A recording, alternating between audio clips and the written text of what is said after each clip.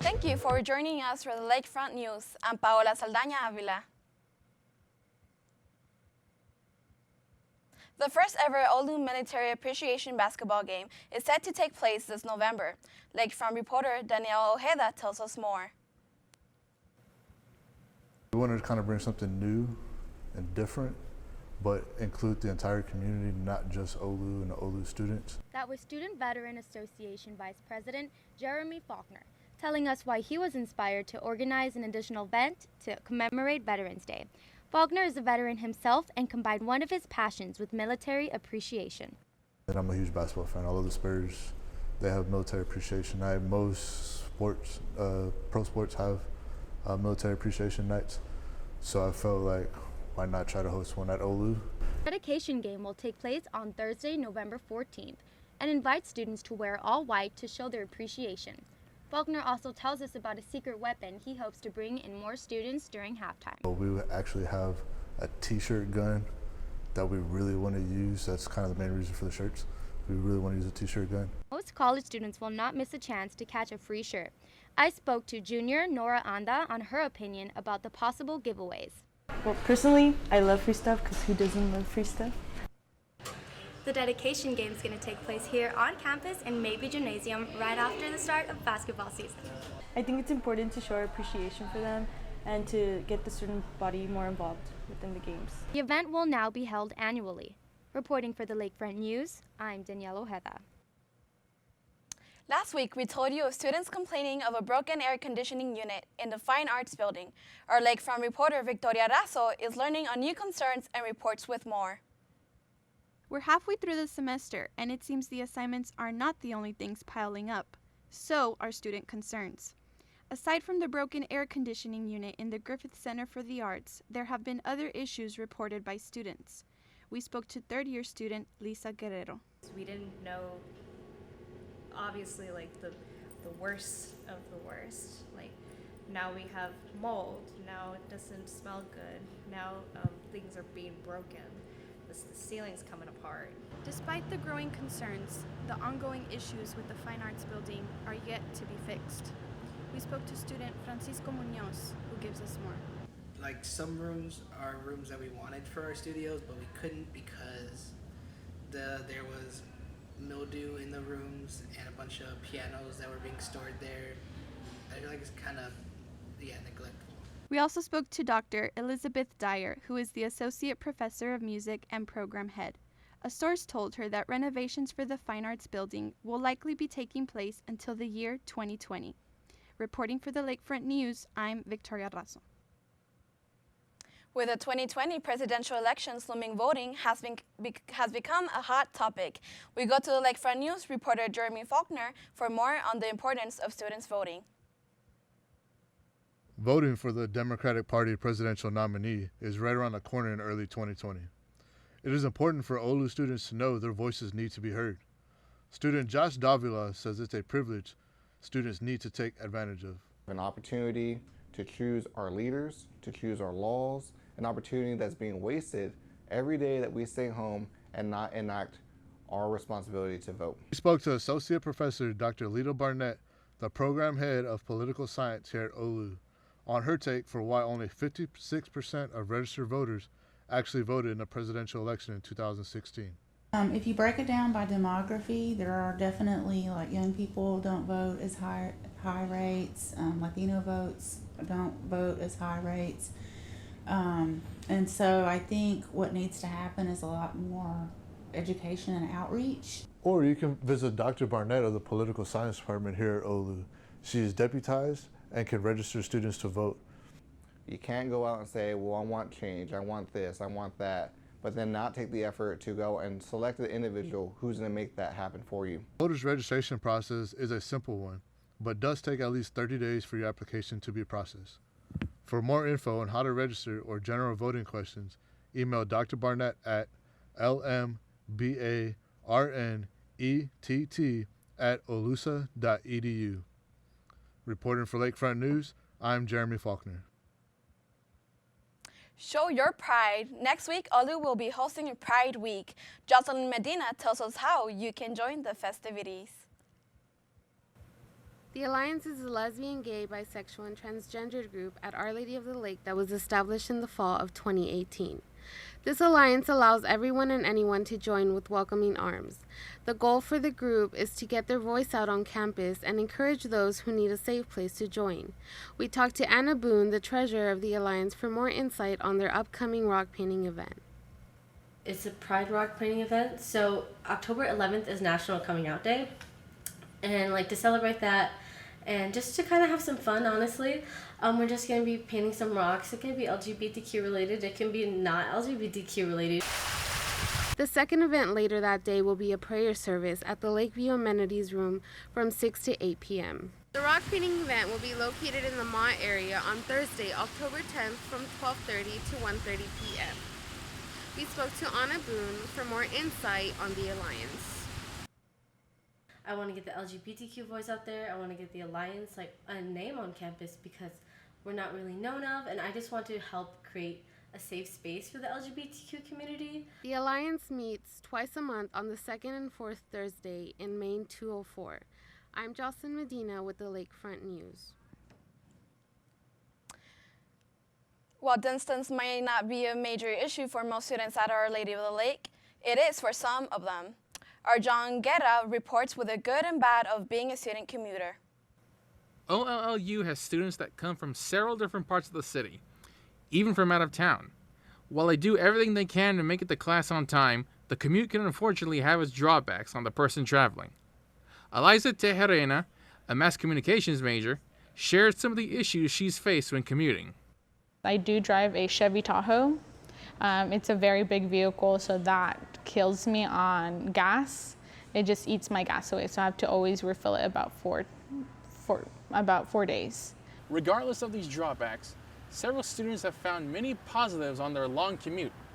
Lorena Mendoza, a social work major, expressed some of the positives she found on her long trips. Definitely just getting my mind off of just for those 2 hours of just everything, kind of just being in the moment, listening to my music, or I do read on the bus. Commuting from home has its ups and downs, but despite all of them, these students still manage to make it here, eager to learn. Reporting from Lakefront News, I'm John Guerra. Do you enjoy doing great things for the community and meeting new people? Well, the Lakefront reporter, Silenia Cifuentes, tells us how students can get involved through the Volunteer Unity Council. Interested in serving the community? Well, come fall into the volunteerism with the Volunteer Unity Council. There are several volunteering held throughout the semester. One of many students at OLU was recognized for surpassing over 100 service hours last year. Senior Maricela Camargo presented with the President's Service Award and given a medal and a letter from the United States President. Strive for the best, not just with service, but also with education and with just being part of the OLU community. Camargo wants to let students know that by giving their time, they can get so much more in return. I've kind of learned how to build cabinets, I learned how to plant trees, I learned how to just give back to the community itself. Saturday, October 19th, there will be an opportunity to volunteer for the food bank. And this is a great way for organizations to give back to the campus as well as throughout the community. And so when I heard about service opportunities at the lake, I decided to do one just on my own, see how it was like. And from then on, I had kind of made some friends. The VUC welcomes all students and organizations to come out and serve. The next meeting is scheduled for October 14th at 12:30 in the Warden Building in Room 1. Reporting for the Lakefront News, I'm Silenia Cifuentes. Do you like succulent plants? The LIFE program held a sale during a community hour. Lakefront News reporter Laura Miguel talks more about it. The LIFE program is an organization at Our Lady of the Lake University created to assist freshmen during the first semester. And it's really going to help the first semester freshmen, kind of get their feet wet into college, and it's really going to help them out. The organization recently held a fundraiser the second week of October. We spoke with LIFE executive Erika Guevara about the fundraiser. So the LIFE program is out here in the mall area doing a plant sale, and this fundraiser is going to help for our program to go to a retreat. The LIFE program is hoping to raise $3,000 to $5,000 for the trip scheduled at the end of the month. Succulent plants were sold for $7 to $10 each. Many students and staff are lining up to buy a plant. We spoke to student Gerardo Zavala Jr. about why he bought a plant. In a way, giving it an environment in which it can grow, and in some ways, it helps me grow as a person too. So I also wanted to get it because of that. Stop by Student Leadership and Development Office to learn more about LIFE. Reporting for the Lakefront News, I'm Laura Miguel. Are you looking for events to stand in the month of October? The Carnal de Los Muertos is hosting a 3-workshop series, and the second event recently took place. Our Lakefront reporter, Giselle Casarrubias, tells us more. In honor of Hispanic Heritage Month, the Olu University Ministry Program hosted the altar making workshop at the library community room. Students were provided with a variety of materials like flowers and paint to complete the altar for their loved ones. I interviewed student Miranda Guevara about her experience on the Carnaval de los Muertos events. I really like it because I've never really celebrated El Dia de los Muertos, so it's getting closer to my tradition. We got a chance to speak to the director of the university ministry, Creighton Chandler, and he tells us about what this event offers to the students. So here you see people and they're decorating it with things that are special to their loved ones, and their favorite foods, favorite images, and so favorite colors. Right? So. The series of workshops will come to its end on October 21st, where students can participate in face painting and other activities. For more information on this event, contact the SOD office at sod@olusa.edu. Reporting for Lakefront News, I'm Giselle Casarrubias. For those who are interested in the film industries or wanting to pursue it into the career, take a look into the Lakeview podcast. Interested in film, 2 students at Our Lady of the Lake University have started the first film podcast at OLU. The Lakeview Film Show is hosted by students Daniel Munoz and Amadeo Rivas, who wants to bring film buffs together and review films and local artists. Co-host Daniel Munoz has more on the podcast. The name of the show is Lakeview Film Show. We just do film reviews. We invite in guests that are involved with the film community. Sometimes we go off track, but that's just to get comfortable with the guests. The podcast is on Mondays from 12:30 to 1:45, and it's uploaded on the YouTube channel Monday evenings. We spoke to Amadeo Rivas on his goals on the podcast. And then I was like, let's do a podcast. And then I met Daniel, and he wanted to do the same thing. And we were like, oh, so what is it going to be about? And we were like, let's make something that hasn't been covered yet here in San Antonio, and that's the film industry. And there is a film industry here, and it's a small community. For more content on the podcast, visit them on their YouTube channel, Lakefront Film Show, or you can listen to them on their SoundCloud. Reporting to you, Lakefront News, I'm Eliza Tijerina. Stay with us. Coming up next, it's health services at OLU. Have an event coming up? Why not advertise it in the Lakefront? You can get your ad in as low as $50 in our university paper. With 1,000 copies printed monthly, your ad is sure to be seen. For more information on prices, email lakefront@olusa.edu. Have you been feeling sick or unwell? For those who didn't know, our OLU provides health services on campus. Both for current students, faculty, and staff are on campus for health needs or educational information. The weather cools down. Illnesses can be on the rise. This can be an inconvenience to any student. I feel as though getting sick on campus really kind of brings my energy down, both in my academics. I feel as though that kind of strains my mental ability, as well as I am a student athlete here. I play soccer, so that also has a dent on my performance with athletics. Our Lady of the Lake makes it easier by providing health services to students. According to the OLU's website, the health services provide assistance for minor acute and chronic illnesses, first aid for minor illnesses, and more. You can also make an appointment ahead of time before checking in. A former OLU student, Victoria Castro, tells us more on how she tries to avoid from getting sick. To make sure that I wash my hands frequently, that I'm using bacterial wipes to wipe down any desks or tables within my classroom area to make sure that the person before me, whether they were sick or had something going around, just to make sure I clean it with antibacterials to make sure the area is clean. Okay. Reporting for Lakefront News, I'm Paola Saldaña.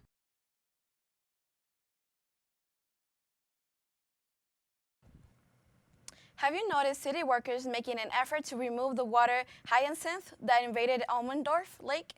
Our lakefront reporter, Bianca Garcia, reports with more. They waited so long to do it, it wouldn't be as invasive as they're doing it right now.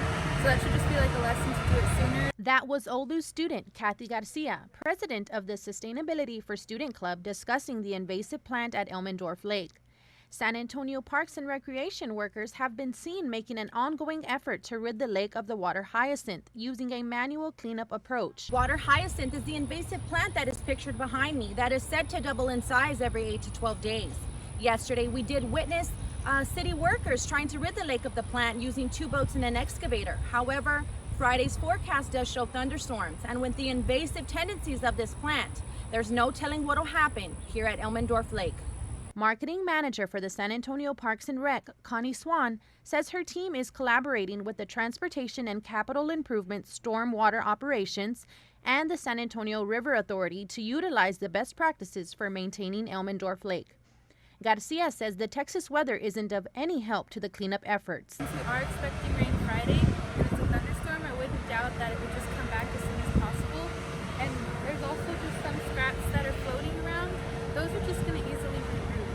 So one boat and one crane is doing something, but it's not doing much like the most. They could do a lot more with more hands. Swan says the process is ongoing and her team has made progress, and they are developing a timeline based on the experiences with the removal of the plant thus far. Swan says lake maintenance is a part of normal operations, but San Antonio Parks and Rec are looking at working with an outside vendor to expedite the cleanup of Elmendorf Lake. Reporting for the Lakefront News, I'm Bianca Garcia. Coming up next, we'll take a look at the weekend forecast.